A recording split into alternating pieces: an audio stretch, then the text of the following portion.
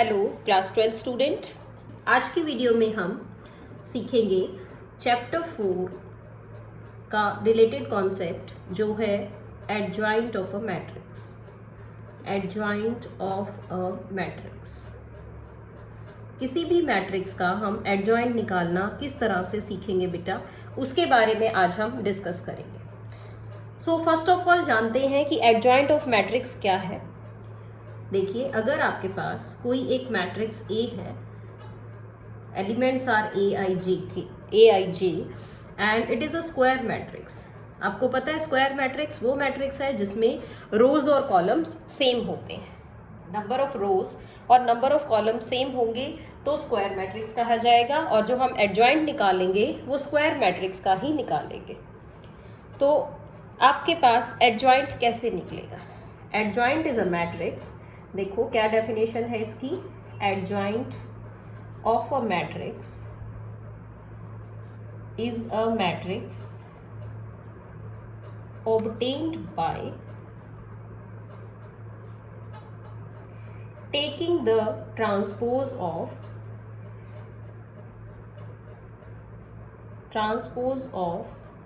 a matrix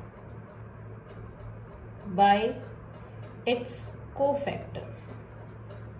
cofactors से जो matrix बनेगी उसका ट्रांसपोज अगर हम करेंगे तो वो आपके पास आएगा एडजॉइंट ऑफ द मैट्रिक्स। इसको समझते हैं बेटा कि ये कोफैक्टर्स क्या होंगे।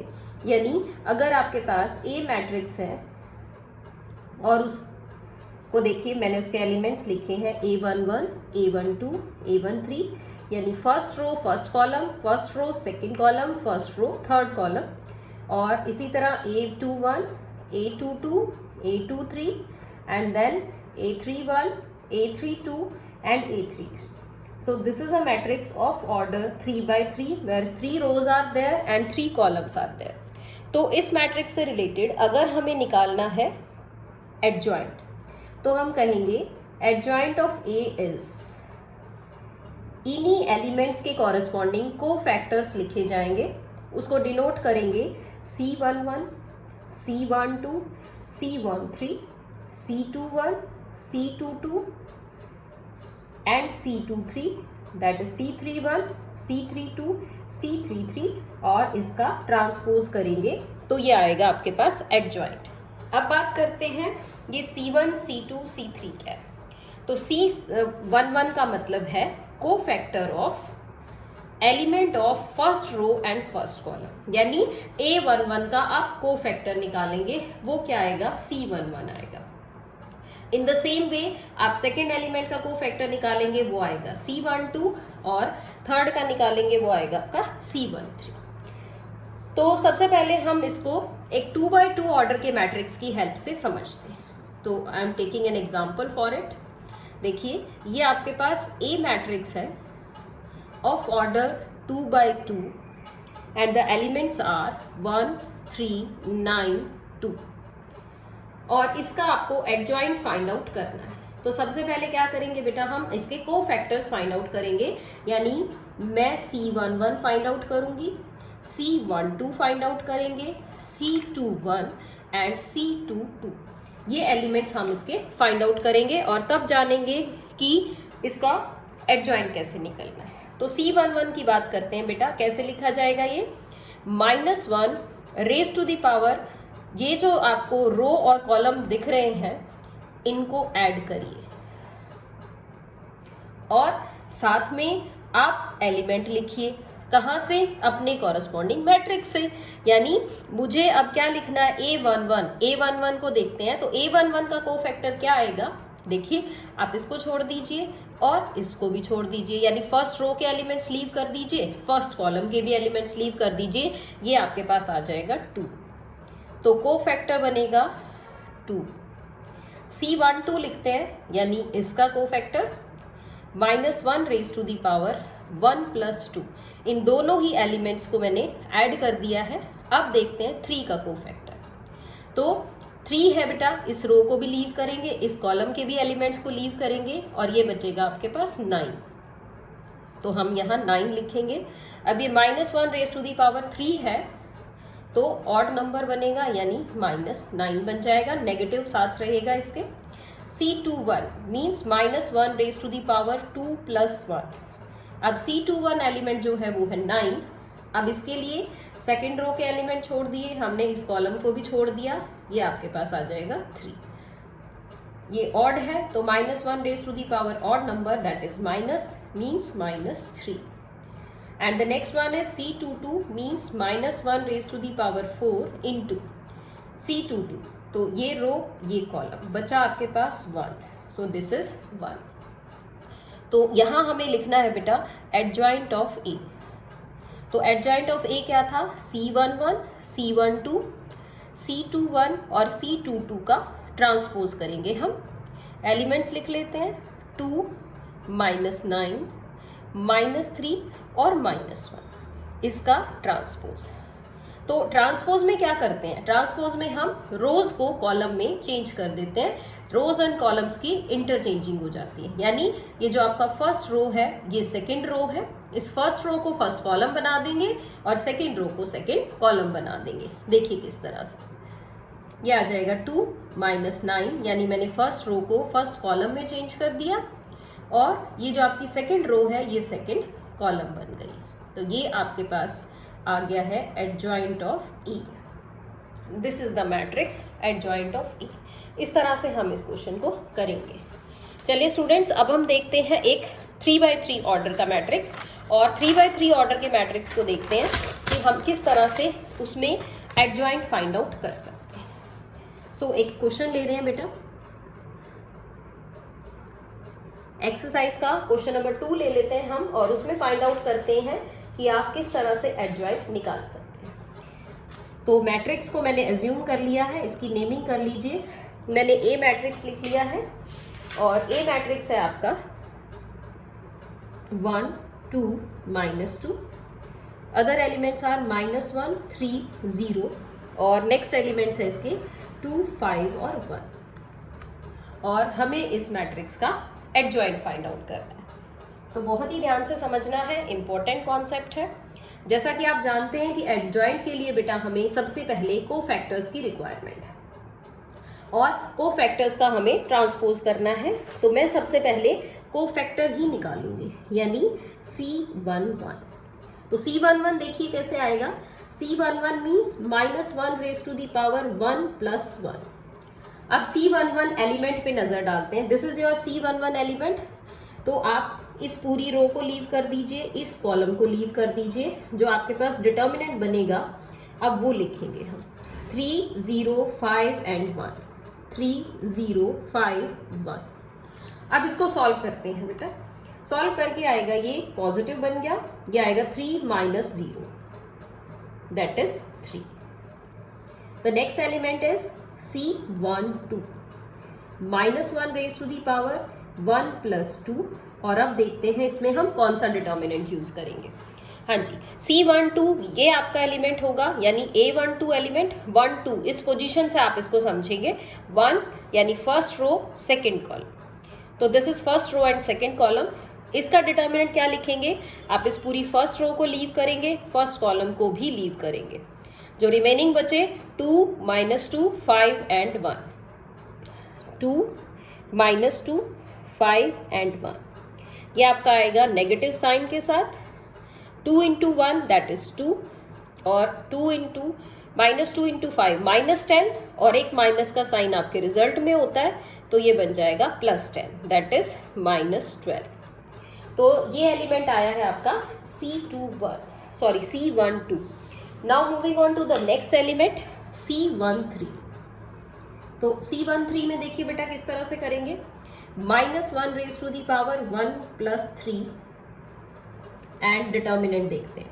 C13 के लिए फर्स्ट रो थर्ड कॉलम, तो ये आएगा 2 -2 3 0 मीन्स 0 + 6 दैट इज 6।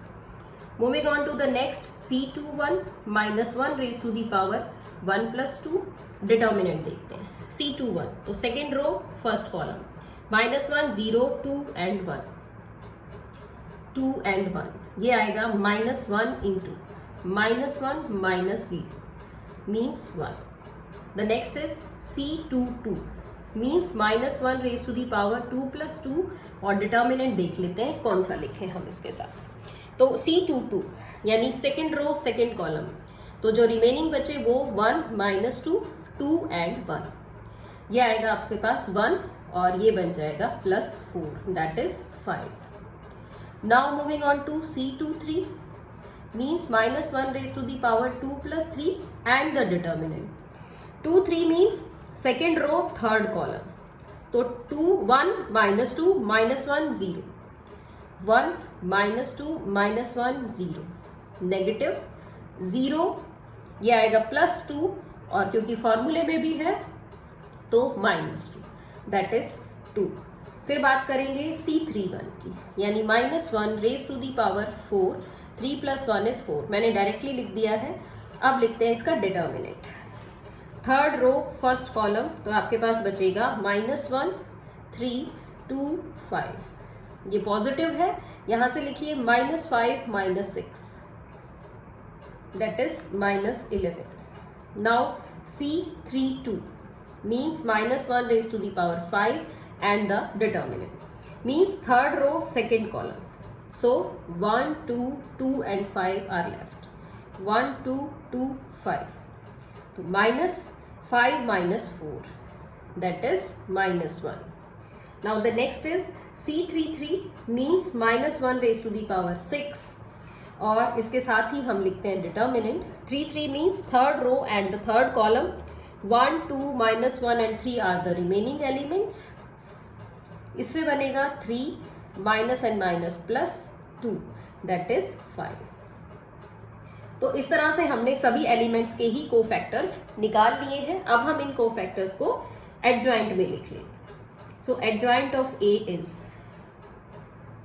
ट्रांसपोज करेंगे कोफैक्टर्स का, तो कोफैक्टर लिखते हैं पहले ये फर्स्ट रो के एलिमेंट है 3 -12 6 1 5 2 -11 -1 एंड 5, और इसका हमें ट्रांसपोज करना है, यानी कि मुझे इसकी रोज और कॉलम्स को आपस में चेंज कर देना है। तो फर्स्ट रो आपकी फर्स्ट कॉलम बन जाएगा, सेकंड रो सेकंड कॉलम बन जाएगी और थर्ड रो थर्ड कॉलम में चेंज हो जाएगी। इस तरह से हम इसको चेंज करके लिख सकते हैं और एडजॉइंट फाइंड आउट कर सकते हैं। तो एडजॉइंट का कॉन्सेप्ट काफी इंपॉर्टेंट है, इसको हमें साथ साथ करके भी देखना है, प्रैक्टिस भी करनी है। इसी के साथ बेटा एक बहुत ही इंपॉर्टेंट रिजल्ट है, वेरी इंपॉर्टेंट 1 मार्क क्वेश्चंस के लिए भी, क्योंकि इस रिजल्ट पे डायरेक्टली 1 मार्क क्वेश्चन भी बन जाता है। क्या है रिजल्ट वो पढ़ते हैं।